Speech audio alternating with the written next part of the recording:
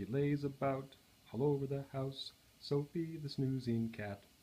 Okay, so what today's project is I'm trying to make a Delta printer. And the way I'm going to do that is I'm going to take this aluminum plate and I'm going to take these extrusions and I'm going to mount them onto this plate. So I have 3 of them in a triangular configuration. And I'll probably attach something to the top, but I believe that this should give me a pretty strong base, a pretty stable base, but we're going to find out. Now, all of these pieces are hand-me-downs, so I have to do a few things to make this work. First thing is I need to re-drill these screw holes so that I can mount these pieces on here. And these pieces came, I think it's 2020 extrusions. They're pre-tapped, pre-threaded, threaded, a 5/16 bolt, and I've got some of those. So what I need to do is drill this out so that I can fit a screw through there to mount to this. So as you can see here, everything I do is kind of low-tech. I'm on a TV tray in my living room with a paper sack to catch my drill pieces, and I don't even have a drill press. But I think I can pull this off. So, oops, wrong size. All about using what you have, which is the whole mindset behind Printerstein, is using what you've got to get stuff done. So I don't ever mind things not being 100% workshop built. I just like to get stuff done. So the trick here is I have these beveled screws and I've got my hole drilled, but they're going to stick up.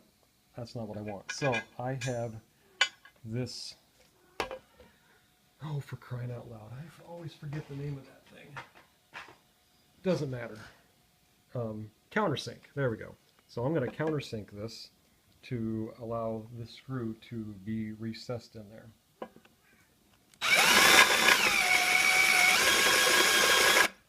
This is going to take a while. Alright, so done. Screw.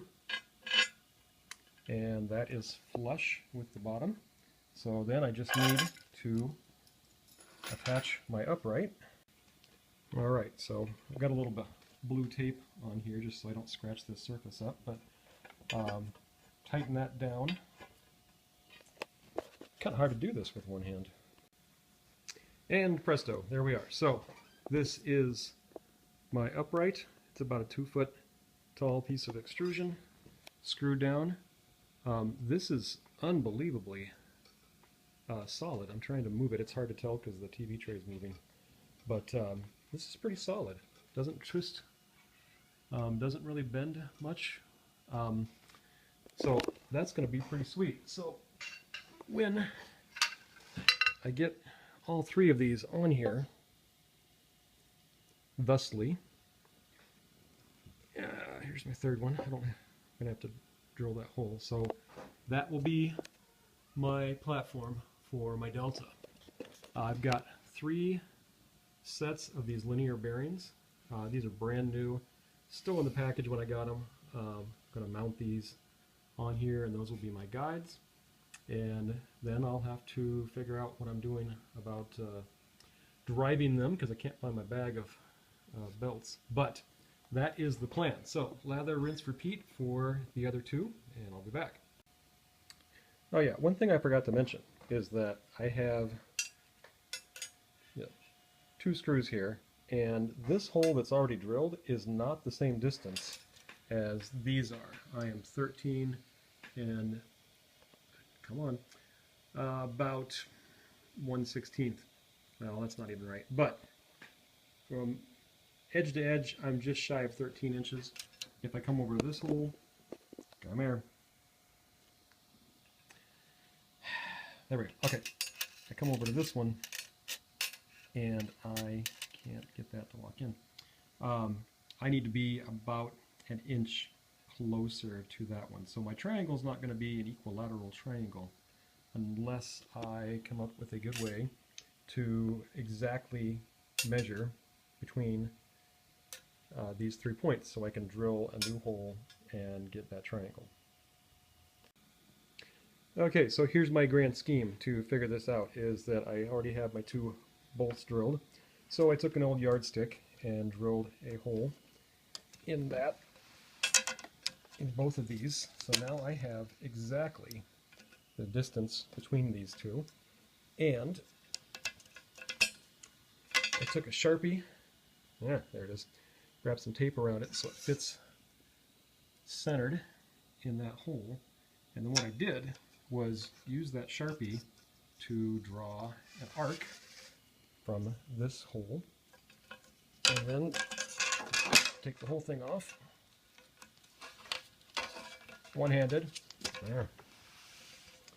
Put the Sharpie in, draw another arc with that, and where those 2 points come together is exactly the right distance for my equilateral triangle. Lunchtime. That's just leftovers. Chicken, carrots, Brussels sprouts, broccoli. But anyway, got the 3rd hole drilled here, and here's my yardstick, and it is perfect. Drops right in there. It's the exact length I wanted. And the same is true for the other side. Stuck in the chair. Okay, there we go. Drops right in. So I'd never tried this before. I was hoping it worked, and it did. So that is the perfect distance. I have a perfect equilateral triangle. I have to have that in order for a Delta printer to work. Otherwise, it'll be skewed on one side. So perfect. Moving on. Okay, one thing I forgot to talk about was how I was attaching the linear bearing rails to my extrusion. You're supposed to have pieces that fit down in there, like 80-20 stuff, and clamps down. It goes into the channel, and you put a screw through it, and you're done. Don't have that.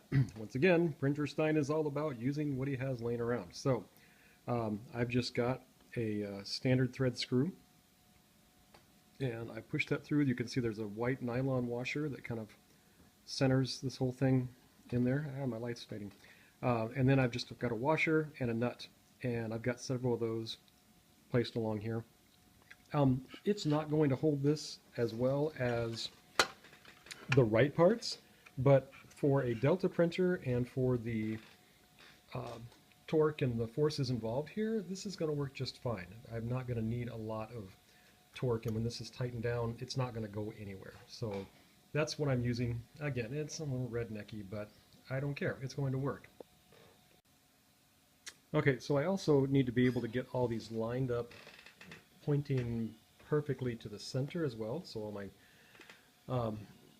parts will line up. So what I've done is I've got a few more of these pieces here, these extrusions with some 90-degree angle clamps on them, and I just clamp one on either side, and just measured with my caliper that I have the same distance on both sides here. And to me, that's going to be good enough, you know, to be able to say this piece is completely square and pushing, you know, straight across to the other side. Okay, verse 2 and 3, same kind of deal. I attached these other extrusions to the other two towers, and what I've done, what that allows me to do, is measure the distance between these two towers. Well, not measure it, but what I did was measure 6 2/16 over here, and then between these guys is 6 2/16. So I just went back and forth until I got the exact same measurement from one side of this tower to the extrusion and the other tower to the extrusion, and that makes it centered. This is now centered between the two, which means this is now pointed directly between these two, which is exactly what I want.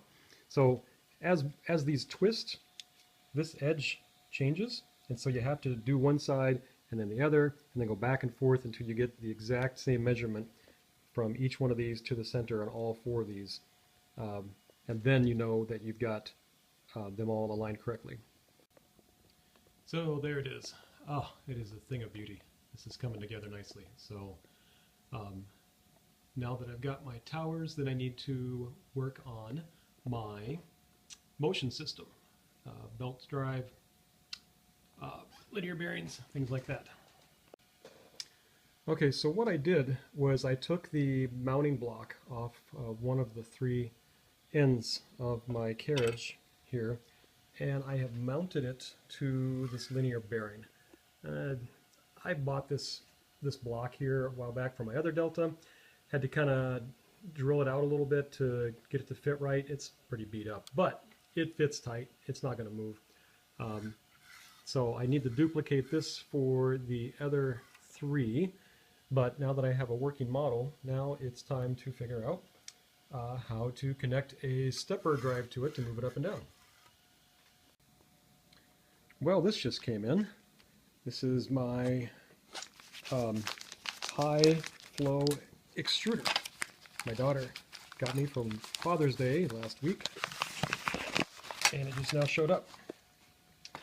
So this is kind of cool.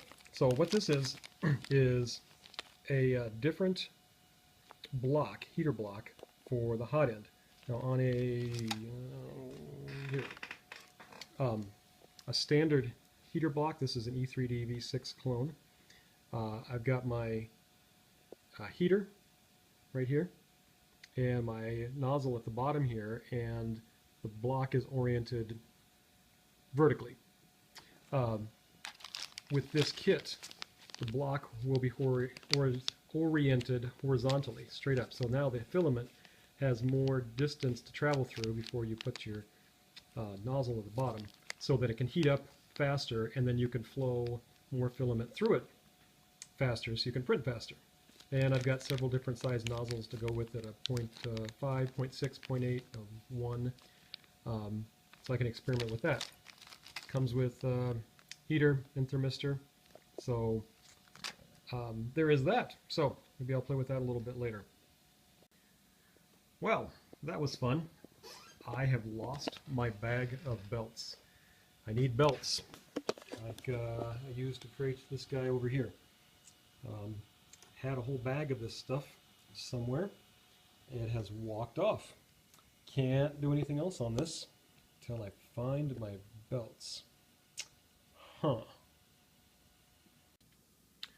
Well, the last 24 hours have been a hoot and a half. Oh my goodness. Finally found my bag of belts. Wasted a few hours on that. Finally found a good working motor. My stash of motors wasn't as good as I thought. I can't even remember all the stuff I've been through. Tried to print this motor mount, and my slicer somehow changed its nozzle size setting and severely under extruded everything, and took me an evening to figure that out. My firmware for my ramps board was not set up right, and I couldn't get it set up right. I wasted a bunch of time messing with that. So anyway, the short answer is I now have a working tower. I have one that I have to duplicate 2 more times before I can get this working. So motor mount designed in Tinkercad, and this is an old Vexta motor. I forget what that's from, some old robot. Got my belt, got it mounted to my block with my linear bearing, idler at the top here. That's adjustable. This is all just scrap parts I've had laying around. End stop board is in place. So everything works. I can drive all this. Everything's working correctly. Nope, that's not working correctly. But it will in a minute because I reset it. But the short answer is everything is working. It homes when it's supposed to. So Kitty's excited. Are you excited, Kitty? No, whatever. So gonna have to make a hardware store run for some screws, but the concept is sound, so I will continue working on these other 2 towers and see how far I get this week.